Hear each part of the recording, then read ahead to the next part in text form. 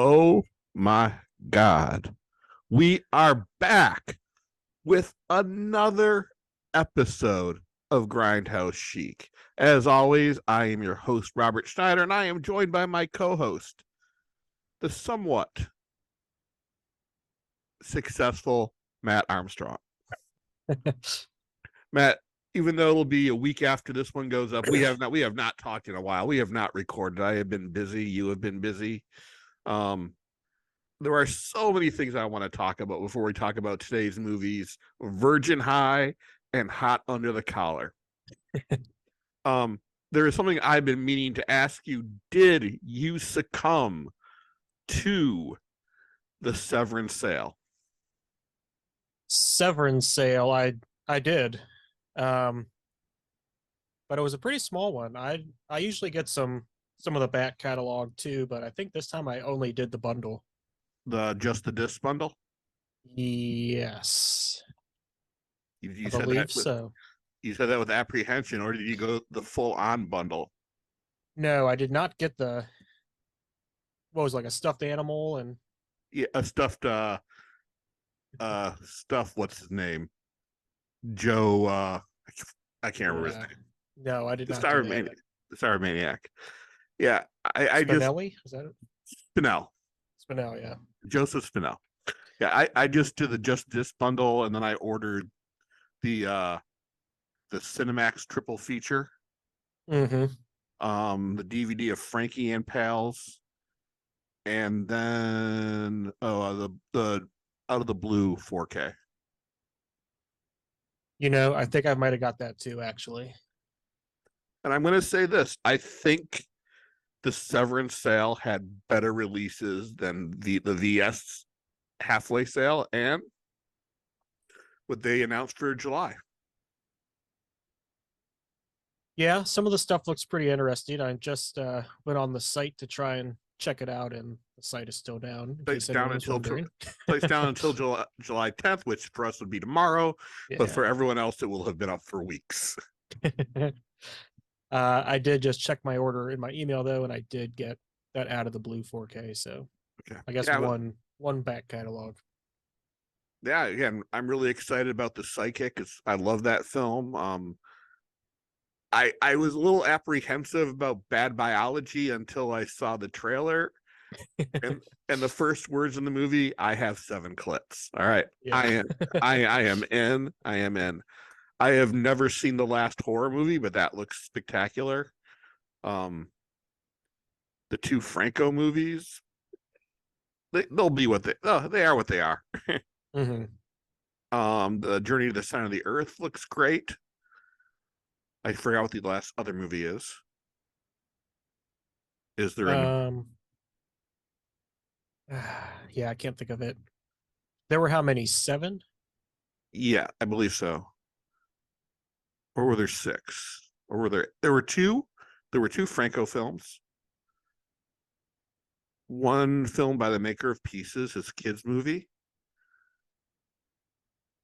No, I don't remember. I will. We will discover it when it comes out. Um, What'd you think of the price on the just the discs bundle? two was it 269 or 249? Two. My thing says 265. My email. Okay.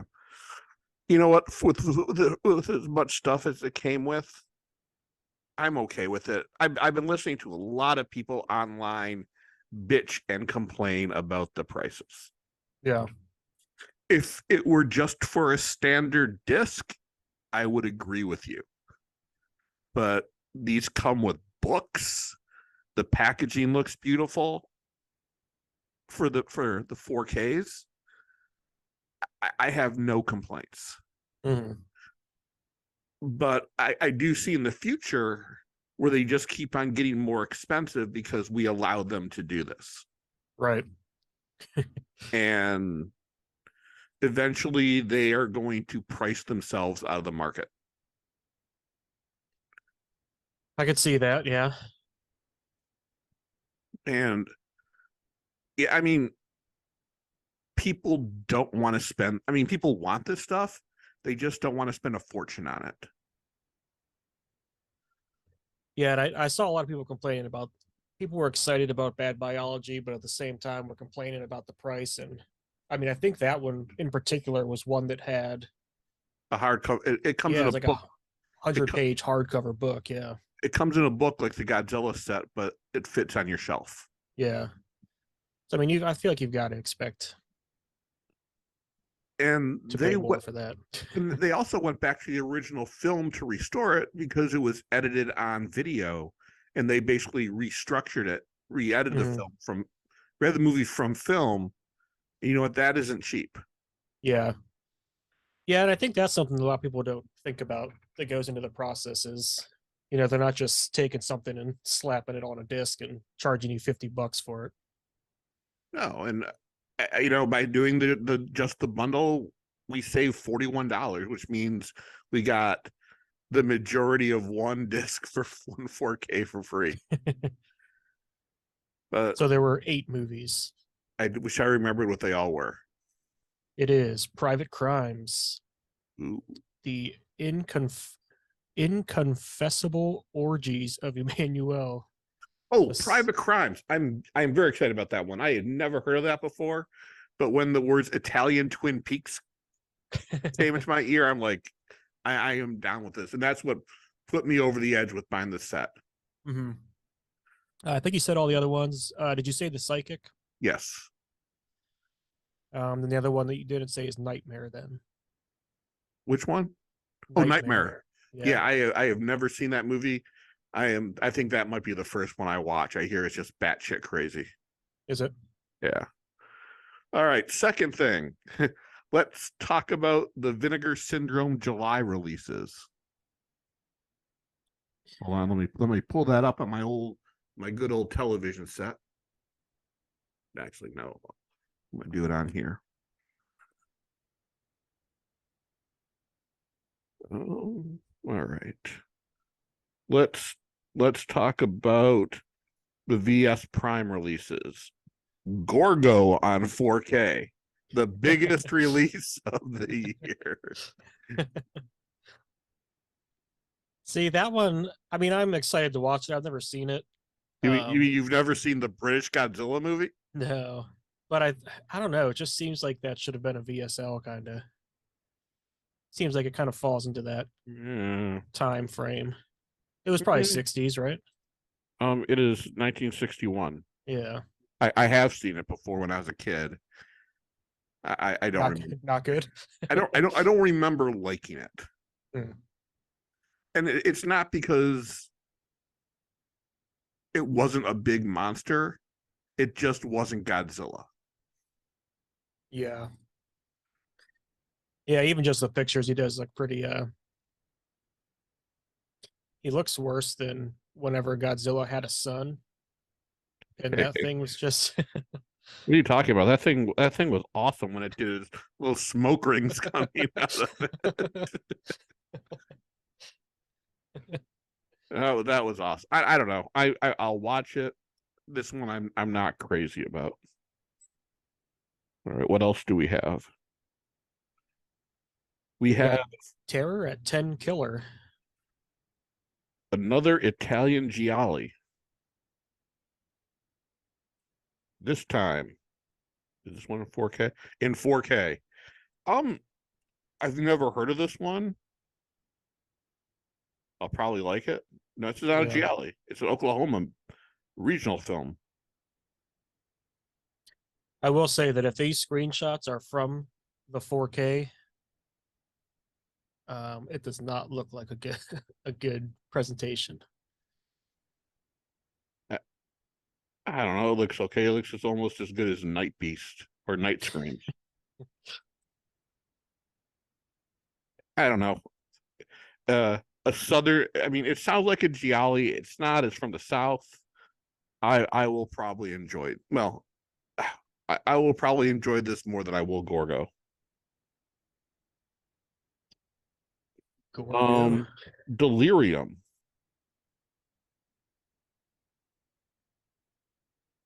This is this an Italian film? Yep, it's an Italian film. Um, long considered one of the most shocking and controversial gialli to emerge from the genre's golden age.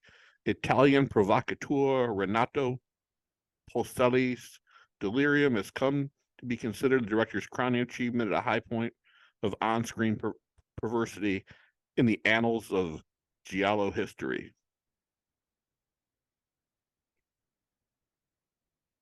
It stars Mickey Hargitay, the father of the lead actress on Law and Order SVU for the last 30 years.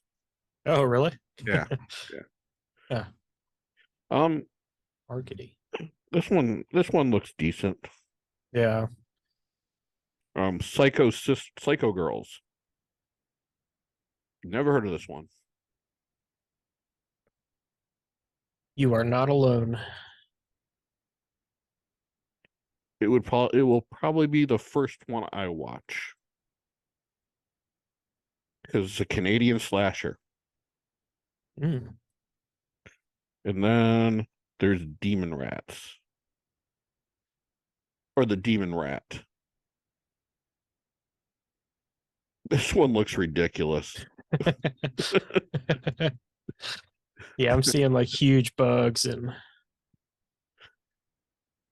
Yeah, I'm I probably guess gonna. I will probably watch this one with enjoyment. All right, let's go. Let's go over the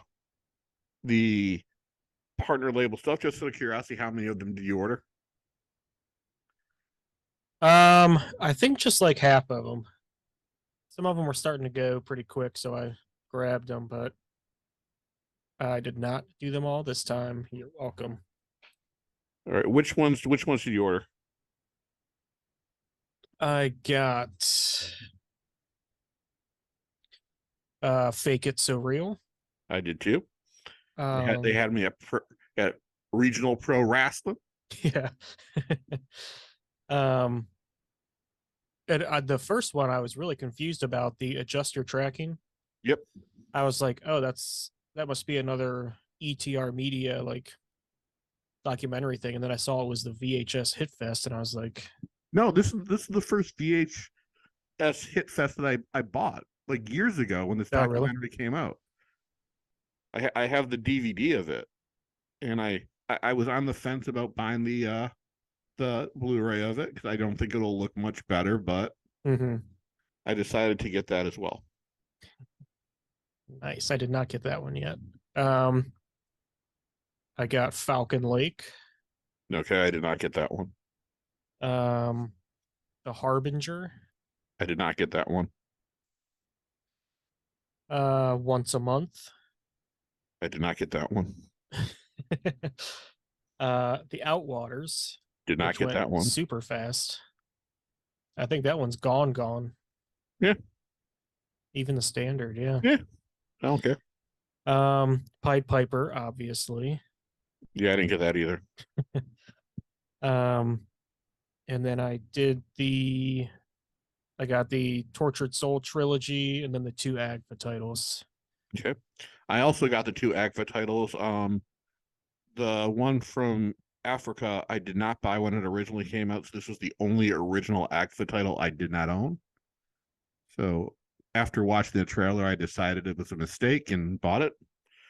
Video Diary of a Lost Girl just looks weird. So I picked that one up, as well as The Altered Innocence, Uranian Dreams, two homosexual films by Eloy de la Iglesia. I liked his other films that I've seen from Severin and from Vinegar Syndrome. So this was a no duh for me. And then the Umbrella Entertainment Midnight Spares, which I'll go through when we talk about some of the stuff that we watched. This one just looked good. And then Fake It So Real and Adjust Your Tracking. Nice. I'm kind of getting sick of the partner label stuff. And I know I've said it before, but there was a post I saw, and I think Vinegar Syndrome could take away their regular line and they would make more money. Good, yeah. I think it's a much more profitable for them to do that. And I think starting the new adult site, which I'm putting pieces together, that they finally had to separate everything because of the Paramount deal. Oh, really? You think so? Yeah. Yeah, I did. I was wondering what happened because they were said in the newsletter thing that they were all going to be on here like heavily discounted until they were gone. No, And then they'll be moved over to the new site. yeah, but I thought that it said everything that was still um No, they always said from July 1 they would be gone. oh I thought I read something that said everything that was Vinegar Syndrome branded was going to be heavily discounted Nope. in terms of Why would they in terms heavily of adult. discount it when they're just moving it over to a new site? Because I think they said it's not going to be Vinegar Syndrome anymore. They changed the name of it, but they'll still keep the old stock. There's still going to be Peakorama. There's still going to be their sexploitation classics are going to be there. That's where all those are moving to. So basically, and I mean like the double feature DVDs and all yeah, of that stuff. they're going to be over there as well. Yeah. They're not going to repackage it. Those will still say Vinegar Syndrome. Everything else will be the new name plus Peakorama and the Cecil Howard stuff, which they'll be taking over for Distribix. So it's just moving to a new location, and we're going to get more adult films. Yeah. Which Did I they think say when that site's supposed to come? August 1st. Oh, okay. So we still got a whole month. I think we can last. I think we can last. But there was another part of the sale that never happened where there were supposed to be like compounding discounts on the more things you bought, and that just kind of didn't happen. I did not buy anything for certain subscriber week. No? So now that you're halfway through your year with your subscription, will you subscribe again in December or January? Yeah, I think I will. I've been pleased with it overall. Me too. I've been extremely pleased with it this year. Not saying all the releases are great, but I've enjoyed more this year than I did the previous years. And I enjoyed more last year than I did the year before that. Right, yeah. All right. Next thing. I know I'm just going in rapid order because we have two movies to discuss. So I saw this post on one of the collectors groups talking about the 10 film package and how everybody was wishing for what it was. Nobody got that this was supposed to be the 10-year 10 film that was going to be released in May. They're like, oh, I hope it's all the Children of the Corn movie. Yeah. I'm like, it's not going to be. It's probably gonna be a lot of stuff you don't like. It's going to be the stuff that they would not release individually. Yeah, I think I saw that exact post, and yeah, when people were saying like, "Oh, it's probably the Children of the Corn," I was like, "What are you talking about?" I didn't even know there were 10 Children of the Corn movies. Oh man, I looked it up recently. There's so many. I don't think they're like connected, but your dude on YouTube directed one too. Who did? Sean Phillips? Yeah. How can you just direct it? Stephen fucking King owns that. I want to say it was Sharks of the Corn. Okay, all right. It's not like Amityville where you could just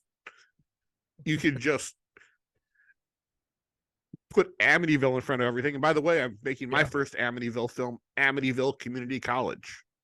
Ooh, I like it. Yeah, it's about a bunch of stoners who sneak in late at night to try to steal grades, and the ghost of the evil dean is chasing them. Go on. He's going to be played by the Invisible Maniac. It's going to be glorious. It's going to be fucking glorious. Yeah, I'm looking forward to that release. I can't wait for it to come out in November. It better be worth the wait. Hmm.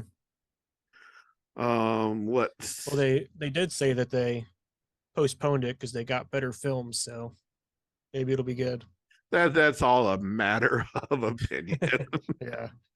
All right, next thing on the list: IFC Films and Art House are being uh are being are now partner labels. I'm really curious about the IFC one. Hmm. Um, I feel glad that I'm not going to feel obligated to buy everything that comes out from that.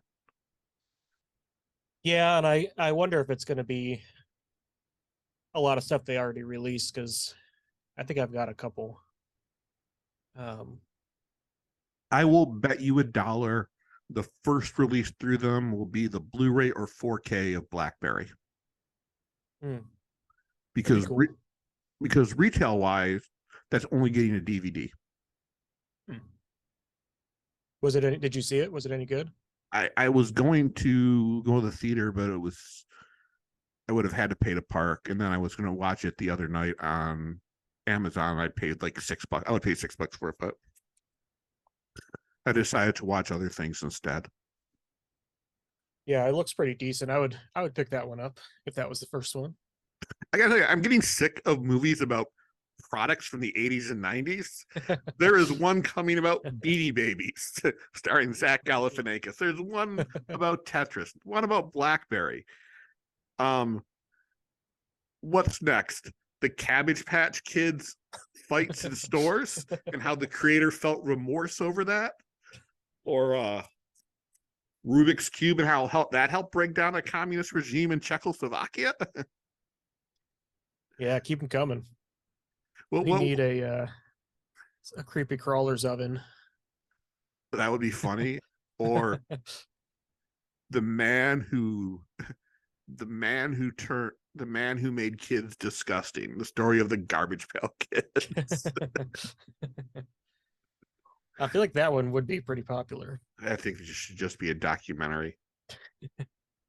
All right. So next thing, I was the one who called it that Culture Shock was leaving Vinegar Syndrome. Yeah, yeah. I don't know. I was kind of surprised by that, but I don't know. It did seem weird that they kind of stopped releasing for a little bit. Well, it also seemed weird that, you know, well, first of all, it was awesome that they ended on a high note because some of their releases have been stinkers.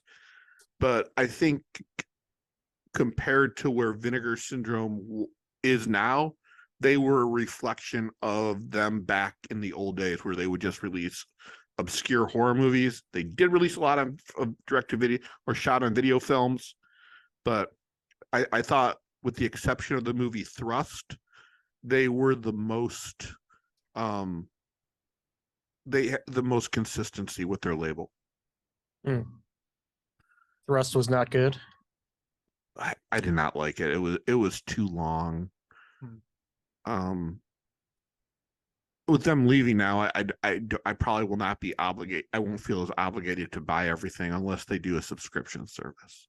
Yeah, yeah. That's kind of the other side of it too. I wonder what route they'll go.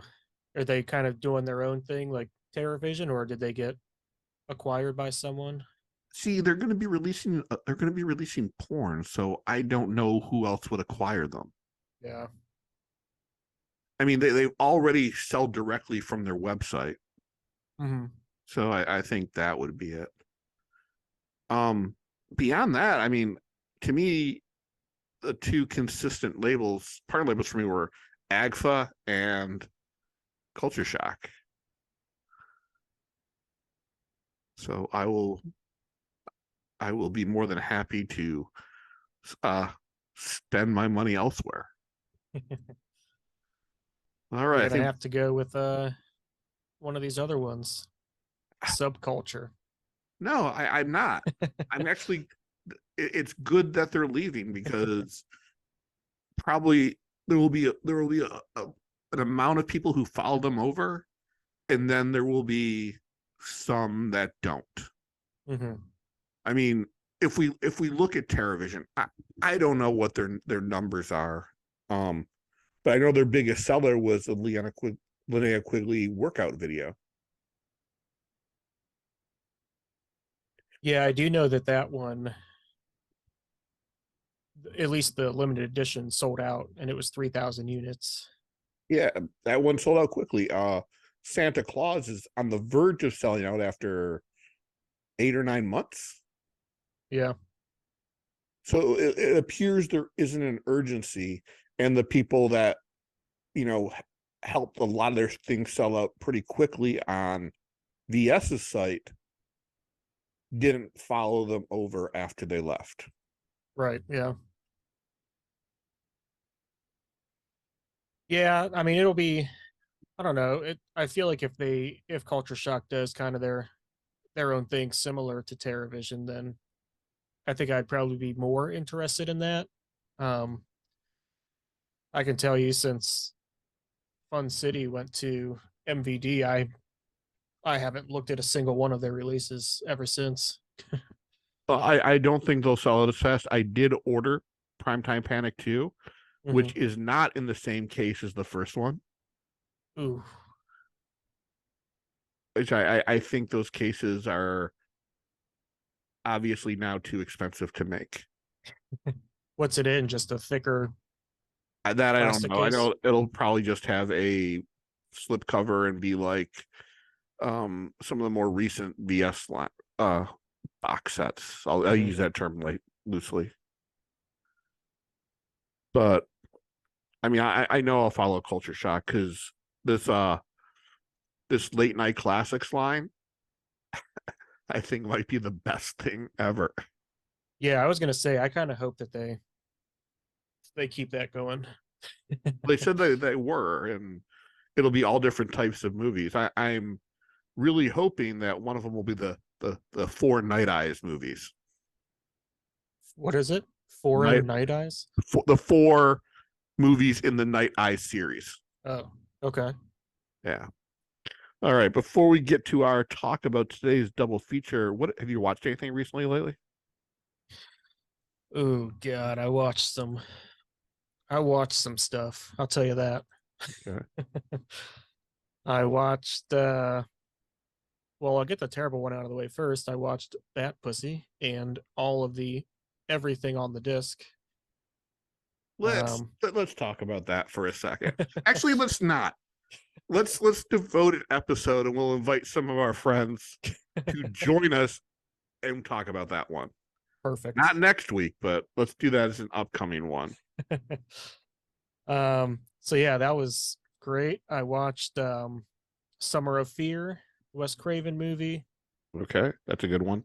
Yeah, that was pretty decent. Probably the best thing I watched finally was Unmasking the Idol. Thought that was pretty incredible. Let's talk about that in a few weeks. I before at the end of the day, I want to bring at the end of the show, I want to bring up what I would like to watch next week.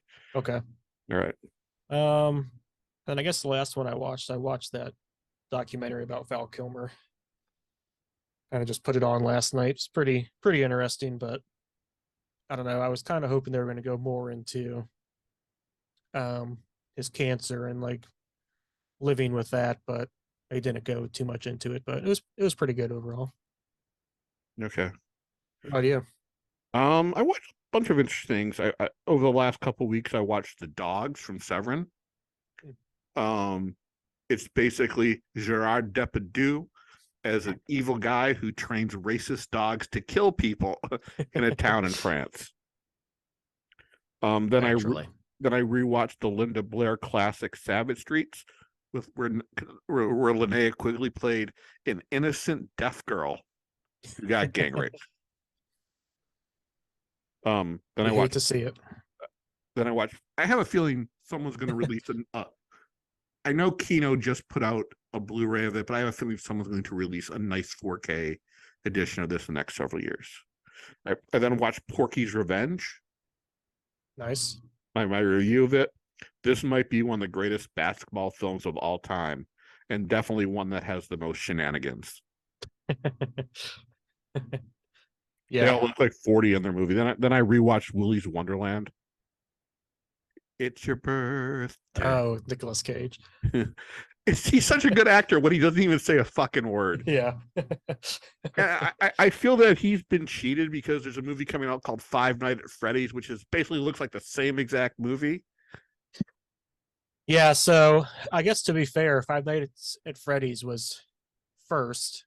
It came out in like, I don't know, 2018, 2019. It's just a computer game that people were like obsessed with.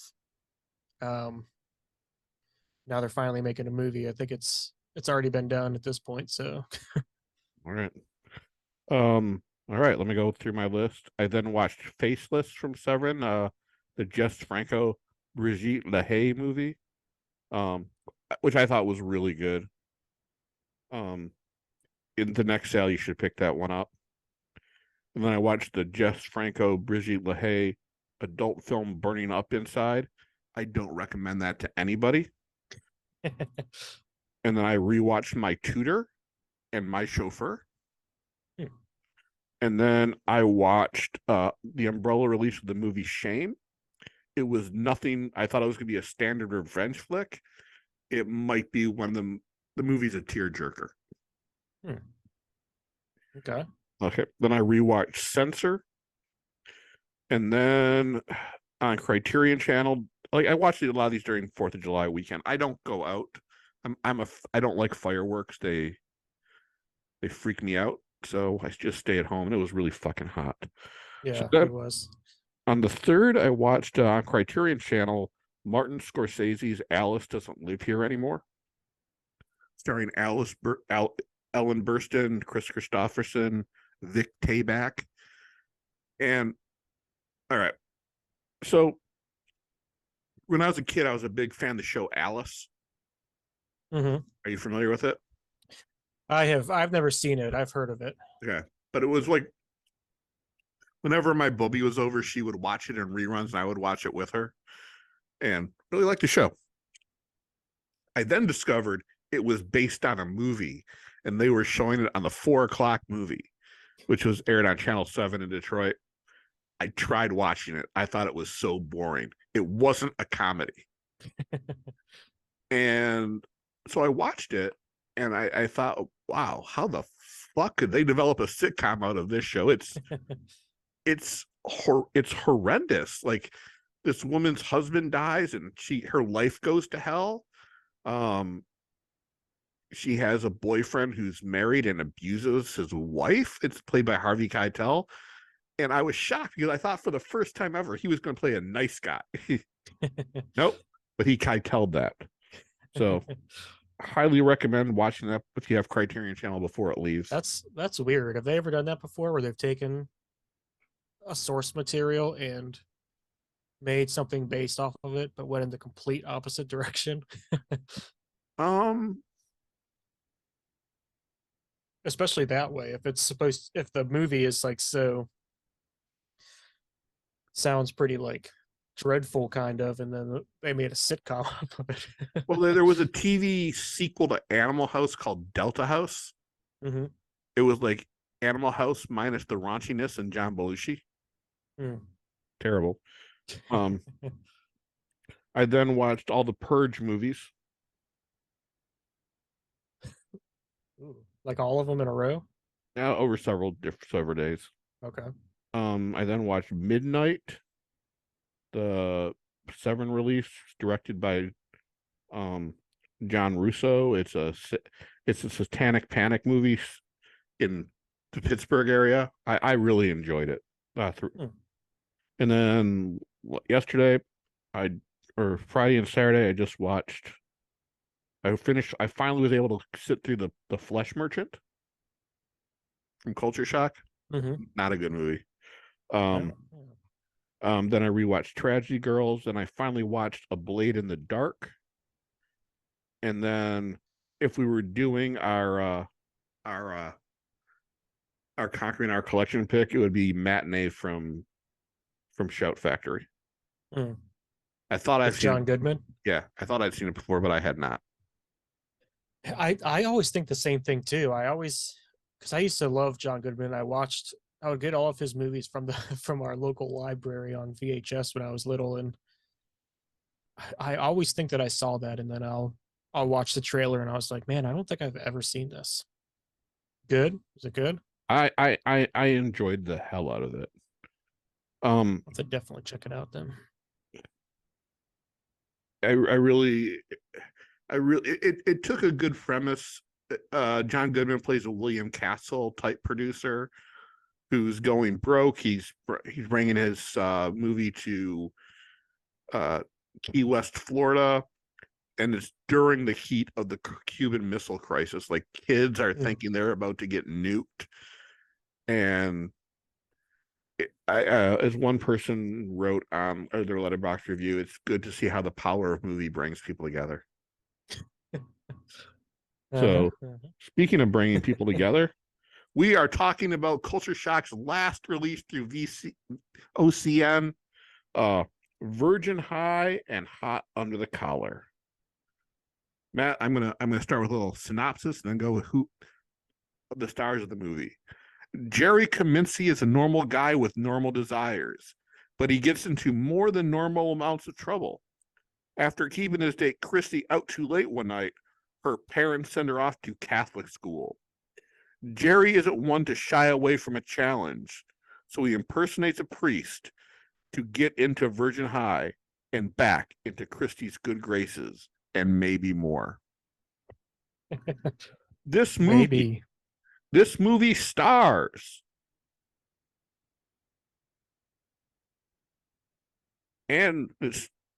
Richard Gabai as Jerry Kaminsky and the director of the movie.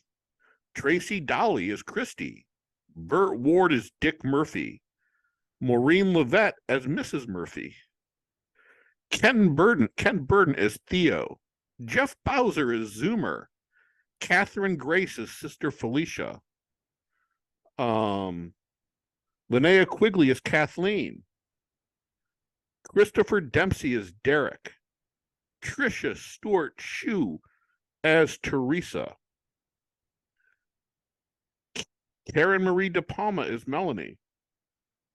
And Leslie Mann, who is the biggest star in this movie, as Squiggy Girl. Oh, Michelle Bauer. And Michelle Bauer as Miss Bush.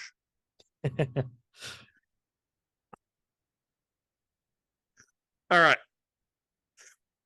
This is the most culturally wrong movie I have seen in a long time.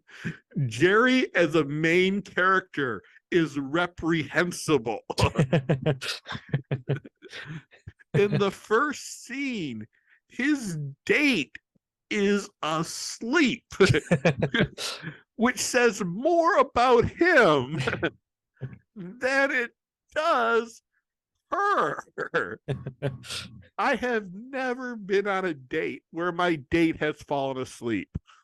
And if she were, I would never do the rapey things that he was about to do to her. Yeah. Not a great start for him.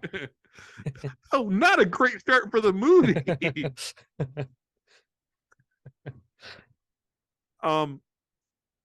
Then he takes her home, and as she walks into her parents' house, her dad, the ultra strict and conservative Dick Murphy, played by TV's Robin, starts scolding her. And as her top pops off, he says a Batman line like there's the holy headlights, or yeah, I think that's what it was. and sends her to Catholic school. Virgin High. Yep. Academy of the Blessed Virgin. She goes there and she meets Linnea Quigley, who is the school bully, and she meets the head of the security guard, who doesn't ever seem to have a day off, and is also having boring sex with Linnea Quigley. Was it Linnea Quigley that was in we talked about it, a Vinegar Syndrome movie,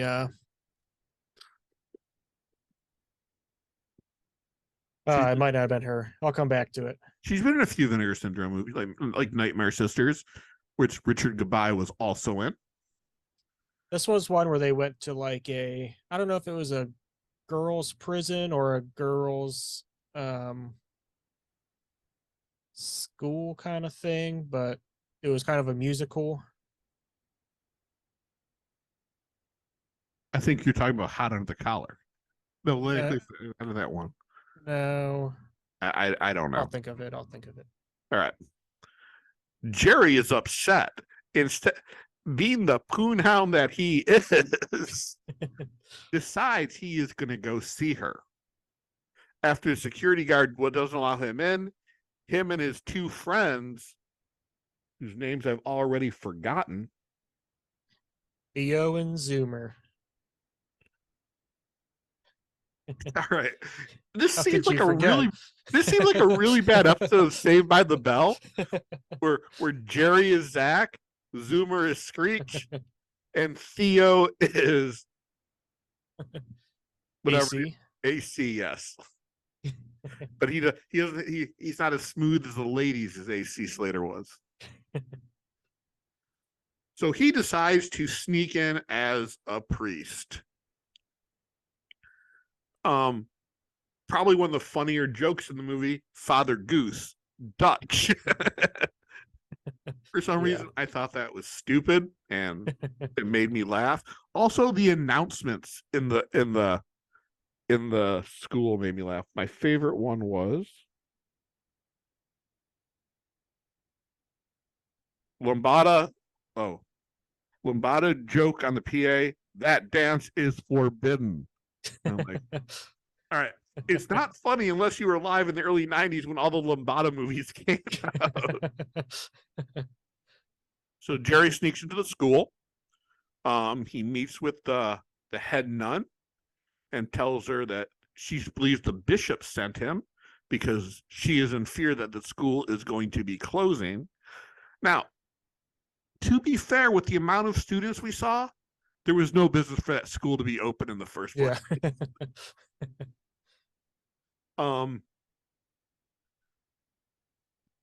What else? Oh yeah. So he sneaks in and he ends up teaching a class. By this point, he is busted, runs out the window. No, he's not busted yet. He meets up with his ex. She hits him. The head nun comes in and punishes her as he tries to, say she didn't do anything. So she gets in more trouble. Eventually the guys sneak in, they party with the girls. Her dad discovers his wife is into some crazy shit. He plays with Batman action figures. And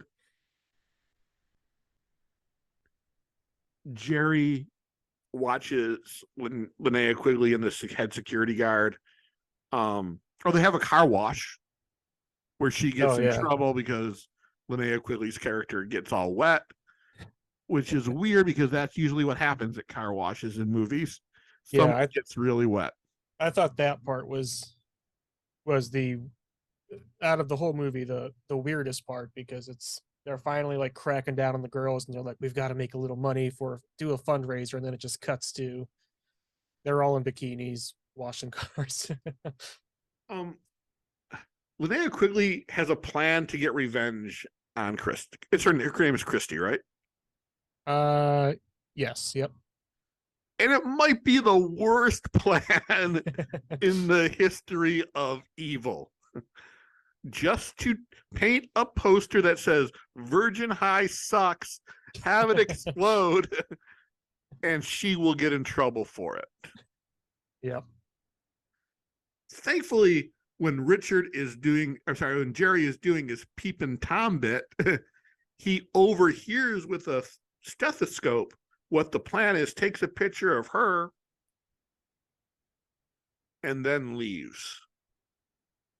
And then during the big dance, where her father is going to donate the money to save the school, comes in, and Jerry starts taking pictures. His buddies are on dates with the two girls, her two roommates, and he saves the day by replacing the picture of the sign that of Virgin High sucks with Linnea Quigley riding the security guard. Her mom and dad's clothes explode with the explosion. What does his shirt say? Sex what? Sex cowboy. And Sex cowboy. I wrote a note that I need to get that shirt made. Your wife would say it would be more like sex rodeo clown. I'm not gonna wear it. And then they party. Oh yeah. The security guard also spices the punch. Mm-hmm. Then at the end, she gets sent off to Greenland. Yeah. Okay. This might be one of the worst movies I have ever seen. Yeah, I mean, I think it was, I don't know, probably pretty average for what it was going for at the time. You know, just kind of a late night teen comedy that wasn't a big deal. But yeah, I mean, there was a lot that it didn't do good. There were a couple of things I really liked, but I liked all the little, what did you like? What did you like? I liked all the little jabs they took at Catholicism mostly. Yeah, but we had a 2-hour plus movie from Kevin Smith called Dogma that really took a hard shot at Catholicism. Let me see what else I put here. I like that the bishop has like his office just covered with John Wayne pictures, and the main nun's office just covered with a bunch of Elvis pictures. Thought that was funny. I thought the funniest joke was when she was in the office with Christy and her parents, and the pregnant nun popped in. Yeah. I also did like the nuns at the party that they were getting off on separating the kids. Yeah. It bothered me that the party took place in what looked like someone's living room and not like a gymnasium. Yeah. Yeah, and when the dad finally gave him the check to like save the school, wasn't it for like $3,000 or something? No, it was $300,000. Oh, was it? I heard it wrong. I was like, wow, $3,000. All right, here's really in trouble. Here's my question. His clothes blew off or blew up, and the check was in the jacket. How did that not get destroyed? Yeah. It's a Jesus miracle. So I found the movie I was thinking of. It's Reform Schoolgirls. Oh yeah, Linnea Quigley wasn't in that. No, it was Wendy Williams, but the Plasmatics, yeah.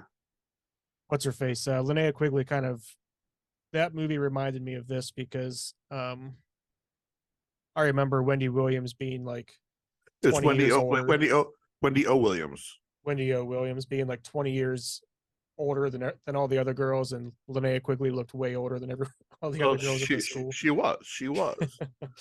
I think she was in her 30s at the time. Yeah. But all the characters except for Theo and Zoomer looked. Yeah. But I mean, there were funny moments, but they were too far and few between. Yeah.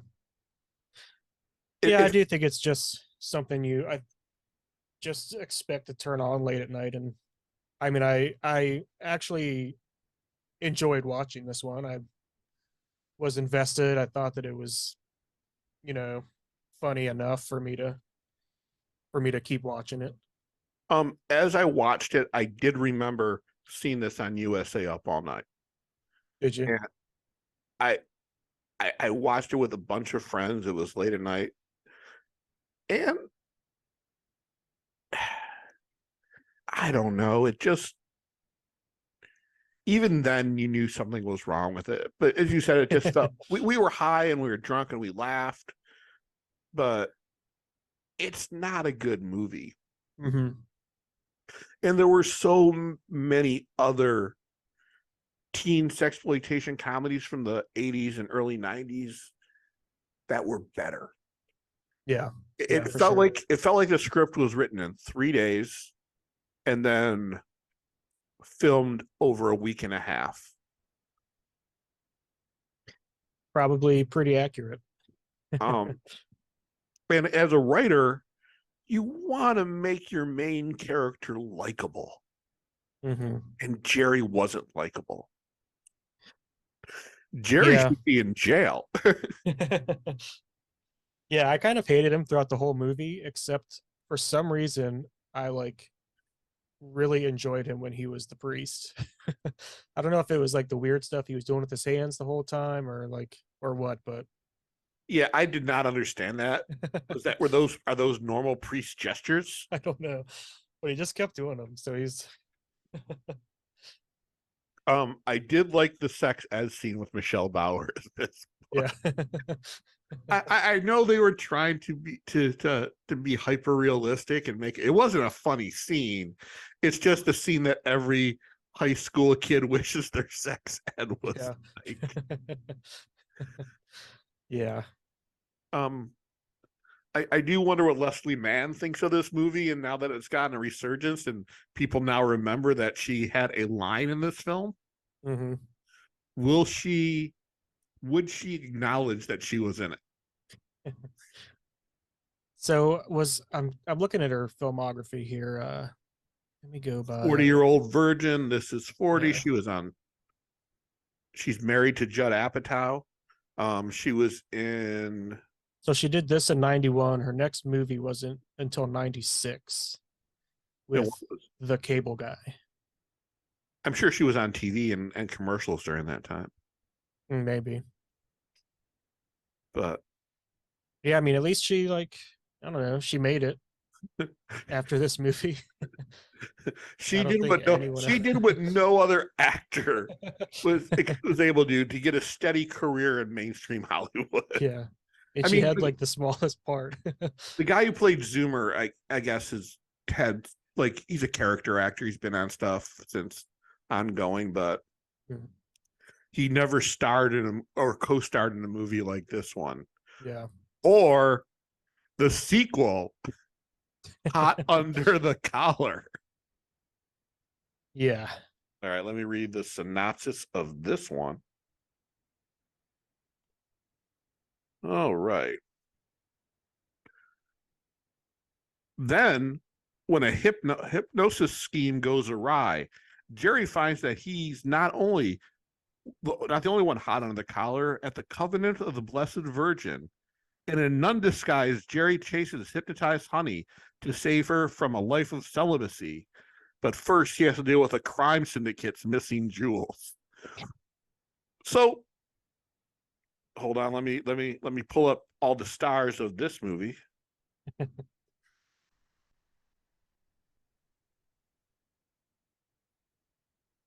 think there's just literally one different one. Oh, there are a few. There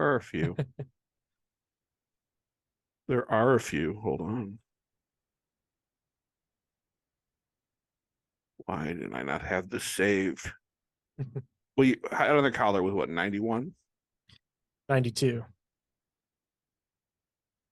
Okay. Hot Under the Collar stars Jerry Gabai as Jerry Kaminsky, Melinda Clark as Monica, Rajneesh Babakin as Max, Jeff Bowser as Zoomer, Kent Burden as Theo, Buddy Daniels Friedman as Cleghorn, Carmen Krishka as Sherry, Tara Tane McHugh as Rowena, Velvet Roach as Sister Flavia, Angela Visser as Catherine, Burt Ward as the Pope. Okay. This one starts off much like the last one did. No, I'll kill you. No, this one starts off differently. It starts off at Arby's. At Arby's, where Jerry works. His two buddies are there hanging out. And for some reason, they keep on pimping horsey sauce.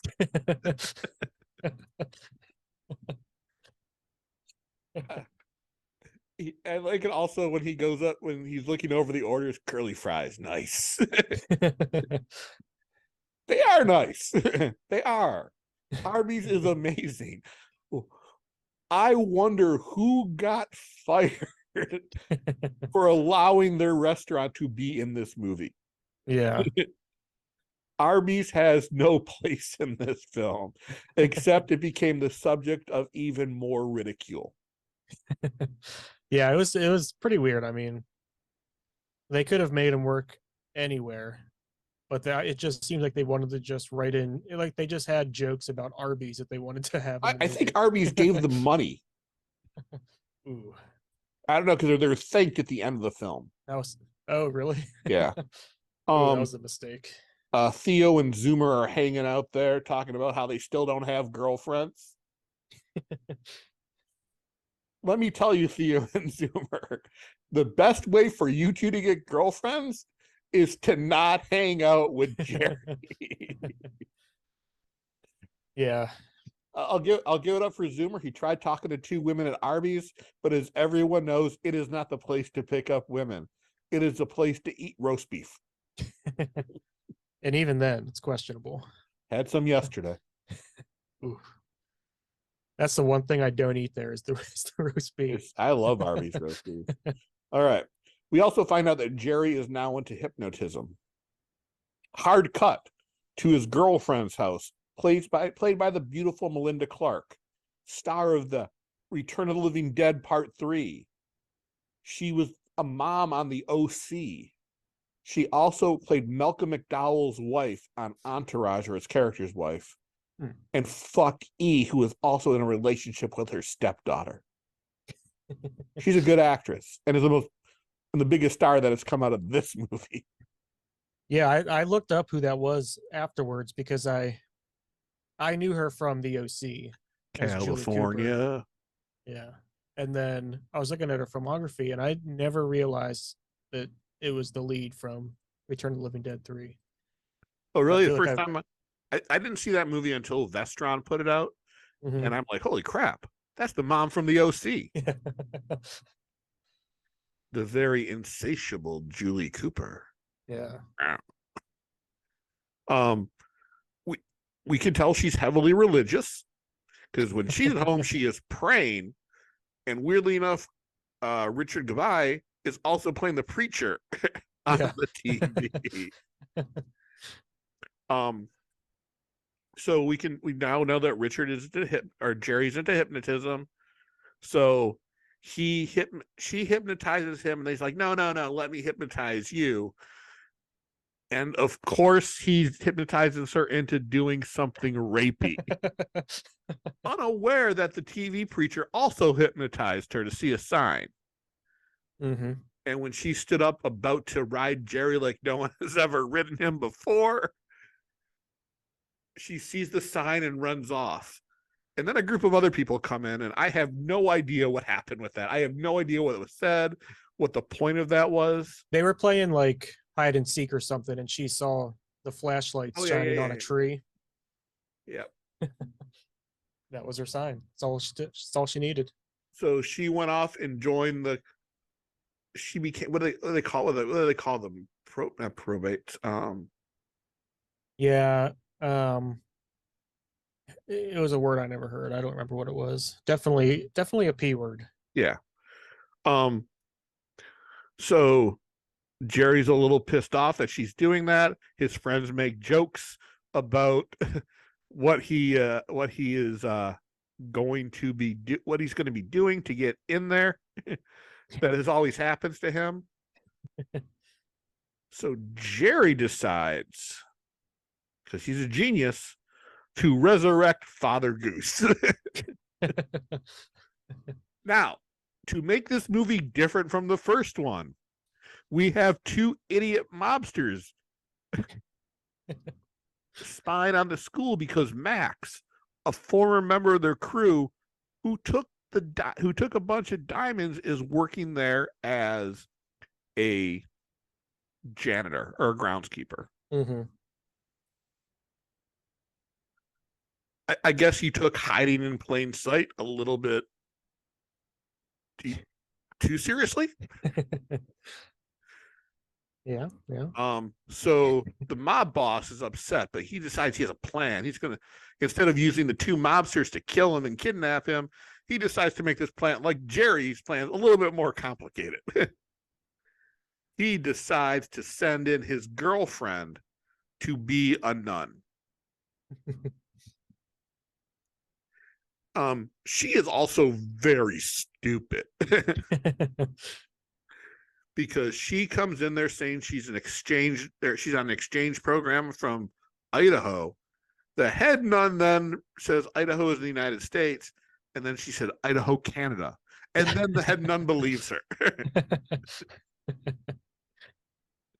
Yeah, the one thing these movies show is that this school does need shut down. No, this is not a school. They're not a school this time. They are in the nunnery, where the nuns from the school came from. Okay, so Jerry has a plan. First, he calls and pretends to be his girlfriend's dad, but they won't allow her to talk to they won't allow him to talk to her. He tries that her grandmother died, and she says she knows that both of her grandmothers died, so Jerry's befuddled.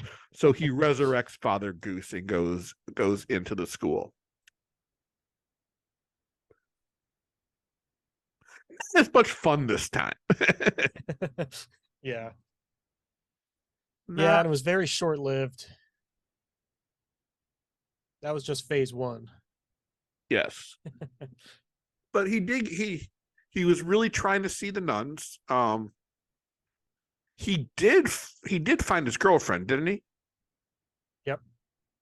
And as soon as she saw him, she went cop crazy.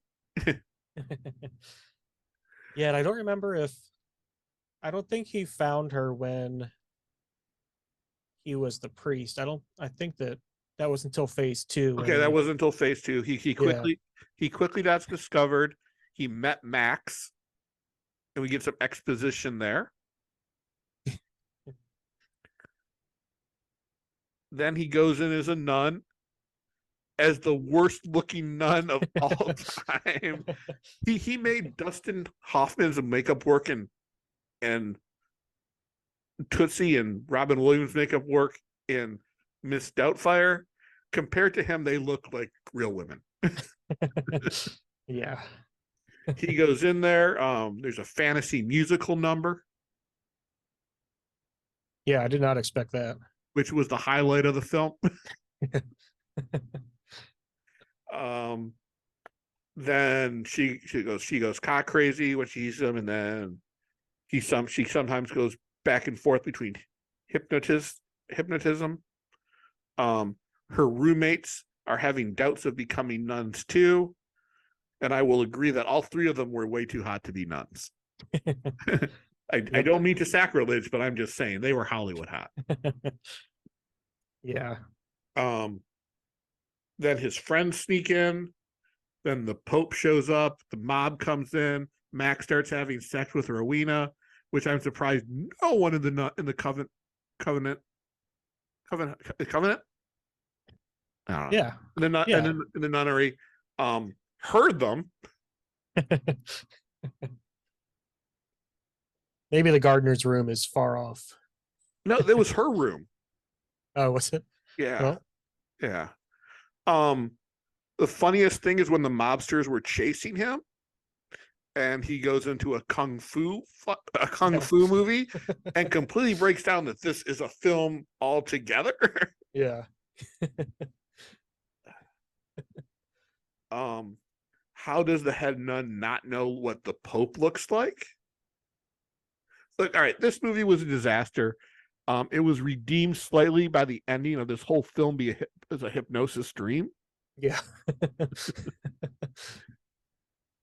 I mean, this one made Virgin High look like great literature. Yeah.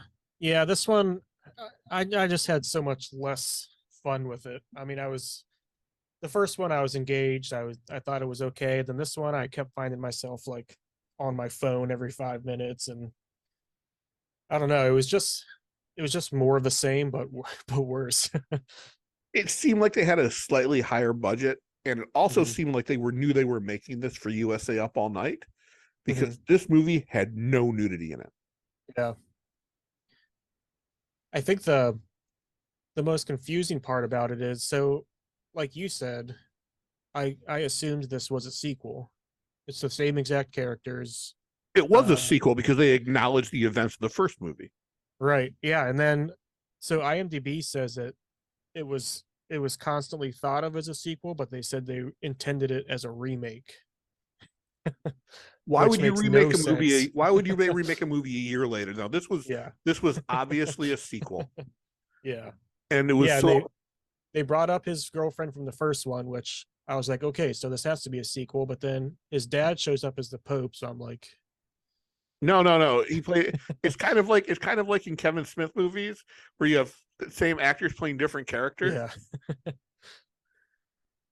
So It's yeah, I don't know. To me, I don't know why you would remake a film so quickly and make it worse. it's probably So like this. Hey, we got some money to make a second film. You got an idea? Yeah. Let's yeah, just do the same thing yeah, and have Arby's in the movie. Because once again, while the mobsters were doing a stakeout at the school, the dumb one comes back with Arby's, and the other mobster mentions, "Why did you put horsey sauce on it?" yeah. Yeah, he's like up on a ladder, peeking through a bush, just eating a huge roast beef sandwich, complaining that there's horsey sauce on it. First of all, horsey sauce does not come on the sandwiches. Yeah, You have to put it on yourself, or it comes as a side. yeah, Yeah, yeah, yeah. A good double feature, but I just wish it was a different movie. I wish it was like a true sequel that just wasn't a rehash. well, to be fair, like most sequels are just rehashes. Yeah, but this one was like they reused some of the same like catchphrases, like as when he was the priest in both of them, he said like, "I'm gonna go hobnob with the penguins" or something. Yeah, if it worked the first time, it's gonna Yeah. work the second. So one thing that I maybe this second movie kind of sealed his fate, but at least watching the first one, I might be alone on this, but I feel like Richard Gabai, like I was surprised that he didn't make it bigger. What do you But then mean? this then the second movie, like just in like bigger movies, like I don't know. I thought that he was like, yeah, he played like a shitty character, but I thought he had like a charm to him. I thought that he was like could carry a comedy as the lead. Were we watching the same movie? I He's mean, a Virgin High at least. he's a terrible actor. He's an even worse director. Yeah, I mean, he shouldn't be directing movies, He but shouldn't be acting in movies either. He's not good. I don't I know. I kept picturing him in like a Ferris Bueller's Day Off role. Yeah, I would much rather watch yeah. him You in know that what? movie He could probably than be in a Matthew Ferris Broderick. Bueller type movie as an Yeah, extra. I would much rather see him than Matthew Broderick. No, Matthew Broderick owned that movie.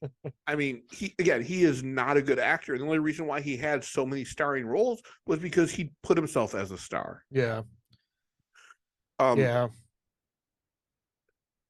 but again, I am glad Culture Shock released them just to show us how rapey movies were in late age. I mean, if you go back and watch 16 Candles, that movie is super rapey today.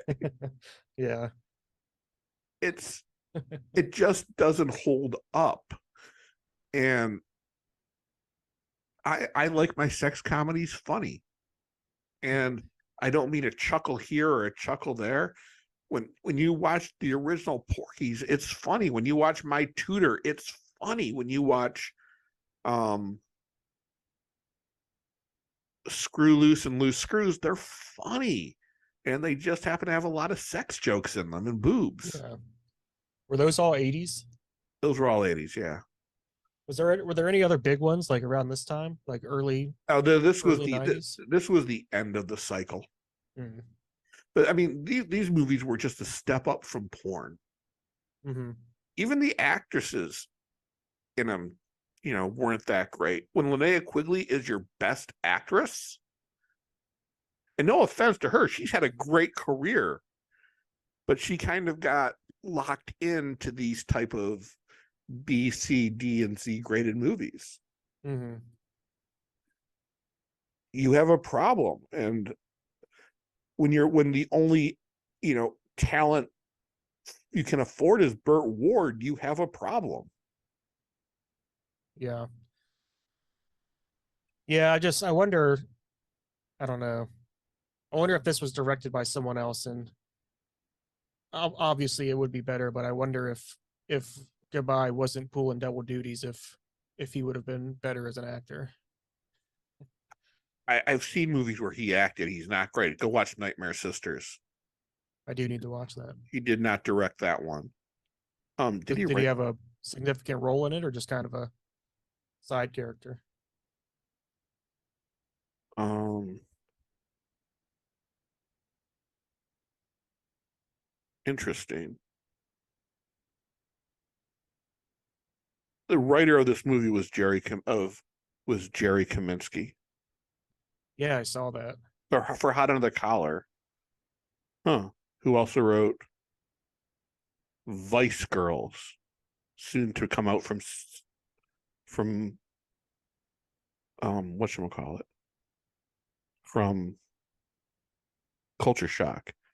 Or who wrote Virgin High? Jeff Neal and Richard Gabai, who was uncredited, wrote Virgin High.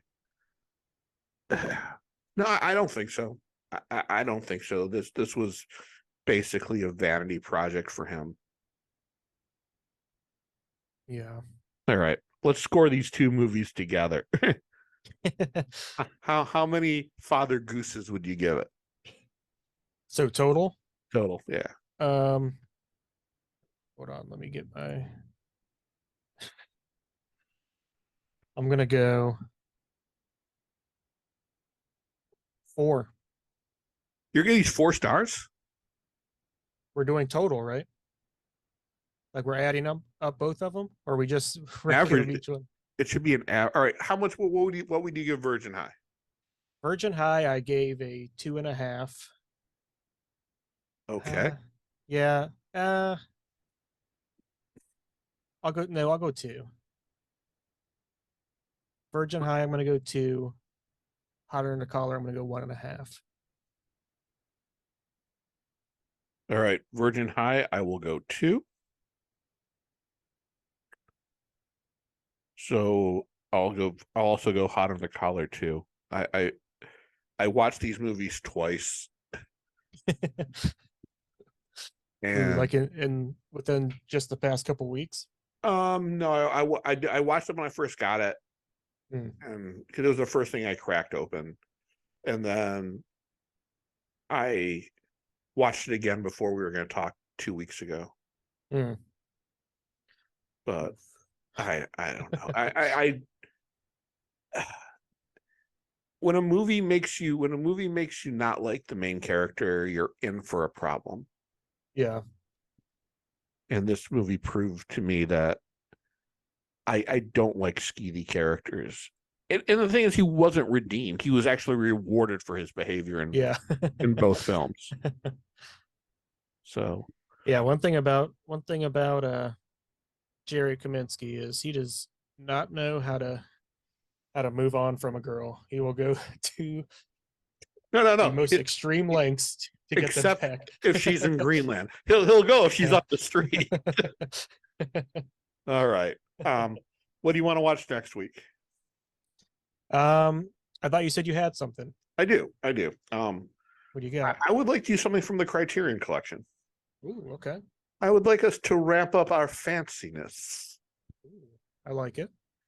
I would like us to watch. Solo. No. No, I can't watch that movie. I would like us to watch Lost Highway. Okay. Nice. So next week we'll be discussing Lost Highway. And hopefully, did you order the Black Emmanuel set? Not yet. I was trying to decide if I wanted to. What is that one? $295. It was expensive. Yeah. And I did hear Severance releasing another box set in August for September. Like a big boy, or I don't think it'll be a big.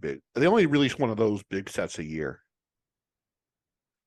So it's either going to be the Clones of Bruce set, or it will be the long rumored Ed Wood later years box set. I feel like I just saw them post something about the Bruce Lee thing. But not Bruce Lee, it's all the clones, but that was they announced it was showing at some other festivals. Okay. So they haven't officially announced a box set yet. Yeah, I mean, I might get the Black Emmanuel one. Thinking about it, it's $30 more than the bundle was, and you get way more movies. So You get a ton of films. yeah. Now, are all of them good? No, not at all. Not at all. Before we go, I really want to talk about something. So, this morning I watched a video from Full Moon and their Grindhouse collection, a DVD called "The Best of Sex and Violence." It's basically a trailer movie, hosted by John Carradine, and I think this might have been one of my doorways into,